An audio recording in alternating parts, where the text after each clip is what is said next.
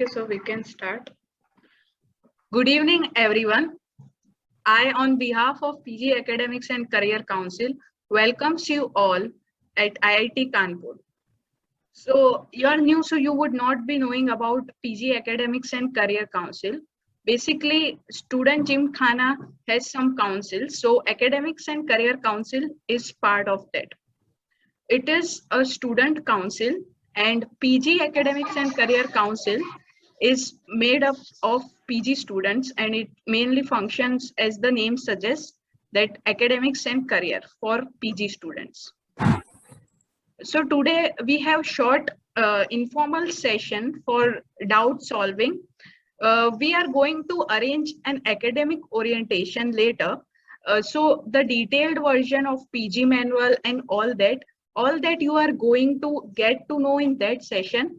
But as the deadline for adding the course is approaching, so we thought that you might be facing some difficulties in adding and dropping the course. So this session will help you that. I am Khushbu Kishnani, General Secretary of PG Academics and Career Council.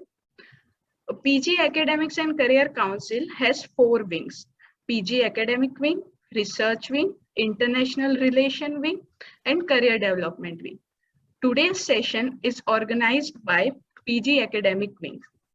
From here on, Associate Head of PG Academic Wing, that is Mustafa Kazim, will hand over the show. Mustafa? Yeah, thanks a lot for that introduction. So I welcome all of you to this wonderful college IIT Kanpur. So hope to see you soon in the campus. So I'll start off with sharing my screen and share you some slide. I've prepared some slide for you. So this is a small informal session for Y21 batch. So we have seen that there are many queries coming for adding and dropping of course regarding on Pingala. So we thought of having a small session. There will be a crisp and small session. So I'll be presenting some slides, and at the end the floor will be open for questions. So as Khushbu has said that we are a student body by the name of ANC, Academic and Career Council. So it has got 4 wings. So we are the PG academic team. So Khushbu is the General Secretary of all the wings. So in amongst the 4 wings, we have PG Academics as one of the wings. I am the associate head of that PG Academics, and this is my team, like their managers Indranil, Shryank, and Srita, and the secretaries are Akash, Harsh, and Manish. So first of all, I'd like to introduce you to the PG manual. So this is like the Bible for all of you. You should all go through this PG manual, and these all the rules for adding and dropping, and all the rules which you will encounter in your stay at IIT Kanpur are written in this manual. So we'll be going through this manual in detail on the orientation day later this week itself. But for specifically adding and dropping, I have put on picked up some topics section from that, especially for adding and dropping. So if you see the PG manual, and in that 4.5 section, you will get the heading adding and dropping of the course and withdrawal from the courses. So there are some few points I've picked up specifically for adding and dropping. So adding and dropping of courses is permitted only if the course instructor and the convener DPGC approves it. So if you want to say add or drop a course, say A course, A or B course. So for adding a course, you should have the approval of the course instructor, that is a professor taking that course, and then the convener DPGC of your respective department. So what you do is you go to Pingala and apply for the course, and then the instructor will get that application of yours. He'll approve it, and then you submit it to the convener DPGC. How to do that, I'll come to in later slides. But these two signing authorities are must, that is the course instructor and the convener DPGC of your respective department. So every department has its own DPGC, and course you can take relevant to your department or outside your department also. But at the end, the approval has to be from the DPGC of your respective department. Then the second point is the last dates for applying for adding and dropping are specified in the academic calendar. So where to find that and how it looks like, I'll show you in later slides. But I think you must have come across the academic calendar. This is also one of the most important documents. You should mark those dates in your calendar so that you don't fail by the dates. So another thing is a student may drop a course if she does not fulfill the prerequisites for the course. So you want to drop a course. So if you are say enrolled in an advanced mathematics course and you haven't you don't know the preliminary mathematics, then you can drop that course. Or if the timetable clashes between two courses exist, then you have to choose say A and B courses you have taken and their timetable clashes with each other. Then the instructor would tell you to drop one of the course. So and another point can be any rule in this manual which forbids you to take that course. So in these three scenarios, you are eligible to drop a course. Another point is a PG student can be permitted to drop a course up to 4 weeks prior to the end semester examination. So there will be two main examinations, the mid-semester examination and the end semester examination. So 4 weeks prior to that means around 1 month prior to the end semester examination, you are permitted to drop the course. After that, it would be late for you to drop the course and you would be requiring to give the end semester examination. But then for that dropping, the consent of the instructor in charge and the convener DPGC has to be there. So these two signing authorities are must for dropping and approval of dropping of your course. So dropping of course is only allowed if the reduced credits are not less than the minimum semester load specified in section 4.3. So if you are dropping a course, then obviously your credits will fall down, but it should not go beyond a certain limit, which is specified in section 4.3. So what does section 4.3 says? It says about the minimum load you can take in a semester. So we have for the normal semester load, it has to be 36 credits. So each course has a credit of 9. So 36 means you have to take 4 courses in a semester. But in special scenarios, the SPGC may permit a student to have an upper cap of 45 credits or a lower cap of 27 credits. So you have to have 4 courses, but in special scenarios and with special permission from SPGC, you can have 3 credits, 27 credits. That means 3 courses or an upper limit of 45 credits. But that's a special scenario. For normal scenarios, usually students take 4 courses, that is 36 credits. This is the only exception being the MBA department, in which the students are required to have 44 credits, and in special scenarios they can have a lower limit of 36 credits. So but I'll say that you stick with 4 courses, that is 9 credit per course, that is in all 36 credits per semester you should take. So there is this is per semester, and for completion of degrees there would be a cumulative credit that this much would be required cumulatively. So if you drop on, say if you get 27 credits in one semester, so in the other semester you will have to then add on extra credits to cumulatively make you eligible to get the award of that degree. So how to do add and drop? So you must have got the Pingala login ID. Once you log in, you'll get a dashboard look like this.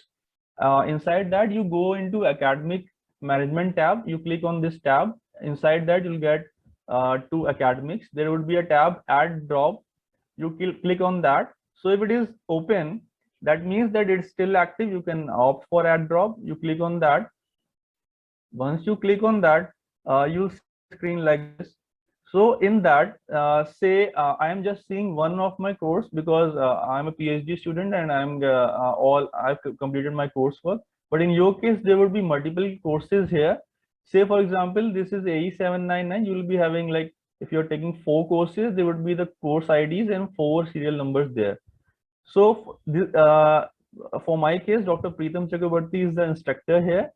So when I request a course, you can add course by clicking on this icon, and then from the drop down or the search menu, you can choose the course ID in which you are interested in. Then after that, you submit that course. Once you submit that course, the status here would be pending for approval. That means this is getting pending from the instructor in charge. So eventually, like in say 1 or 2 days, the instructor would come across your application, and once he approves it, then the status here would be like submitted. Then once it is sorry, the status would be accepted. Once it is accepted, you have to click on this icon, that is form submit. Form submit means that instructor has accepted your form. Now you are submitting the form to the DPGC of your department. As I have said that two signing authorities are required once the instructor has accepted and the status here is accepted. Once you submit form submit, it will be again some form submit message would be popping up here. And once like DPGC also takes like from 1 to 2 days to approve your final application. Once all the proceedings are done, the status again here will be green and it will be showing accepted. How to check that you are now successfully enrolled in that course? For that, you can opt for you go to academics management, and from there you can see form status. From form status tab, you'll get a screen like this. In the role of student, you click on this orange tab anywhere. Inside that, you will get that for which semester you are enrolling, like for say 2021-22 first, that is for this semester only, 2021 and 22 first. And total credits, as I have said, that 36 credits are required. So as you can see that throughout I have taken 36 credits, and the status finally would say accepted. Now when the status here is accepted and 36 credits, that means these 36 credits are accepted for me and everything is fine, and I can like start my courses and rest assured that I'm registered for this semester. So now this is the procedure for adding a course. So how to drop a course? So once say all the things are in green, accepted, and you've seen that the status is accepted, now you want to say drop a particular course. Say there would be 4 serial numbers here, you want to say drop serial number 1. So you click on this action tab, withdraw. Withdraw means dropping a course. Once you withdraw, there would be some error message or popping up the warning message that are you sure about that, and the minimum credits would go down. So once you see to that, you submit if you're sure about that. Then again the status here would come that pending for approval from the instructor. Then the instructor, your instructor would see that thing that you want to drop the course, and then once he approves that yes, he's fine with dropping of course, then you the status here would change. Once the status here changes, then you can submit that form to the DPGC for his approval. Once the DPGC also approves, then you are done with dropping. But beware that there has to be a minimum of 27 credits, like I have said. So 3 courses you must be taking, but and also be like you should be taking account of what is the total number of credits you need to have for completion of your degree. So you have to be more cautious for MTech and MBA degrees, master degrees. You have to be more cautious because you have a fixed timeline. For PhD, it can, like, since it usually exceeds the 3 years time, so eventually the credits are much more than required for completion of the degree. So but for masters, I'll say that you should be more cautious while adding or dropping a course. So this is the process through instructor, and then form submit means to DPGC. There are a few more rules I come across, like I'll address in the next slides. So this is the academic calendar. This is what the academic calendar looks like. So you must have registered for by now. And then for adding a course, this is the 6th August is the last date. And for dropping the course, 27th August is the last date. So for dropping, usually you can attend a few days, you can attend those classes, and if you're finding that you are not like you don't have the prerequisite for that course, or you are not want a different course, so you can opt for dropping before 27th.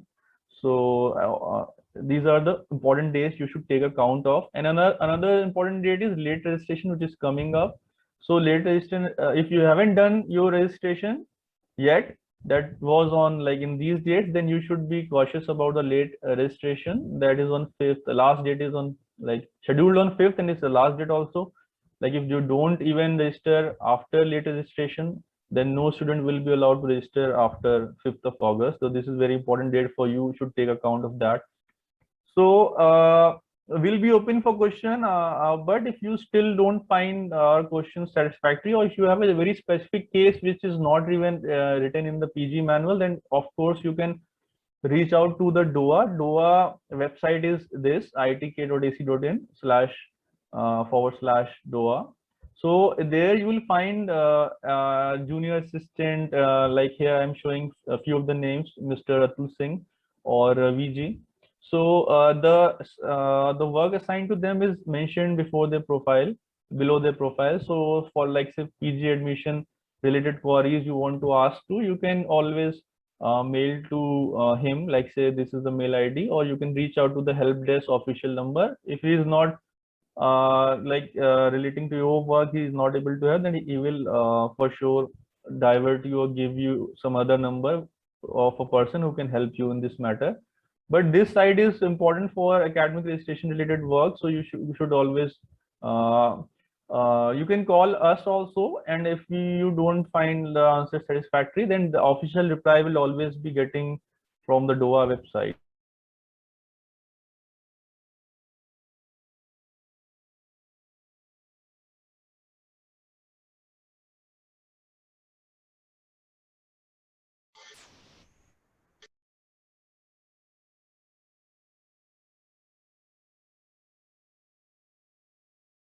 Hello. Hello.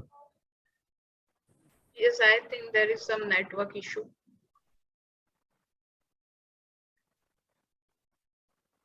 All the participants are requested to just raise their hand for asking the questions, or they can write the questions in the chat box. Both will be answered. And participants are requested to keep their mic on mute until they are asked to unmute themselves.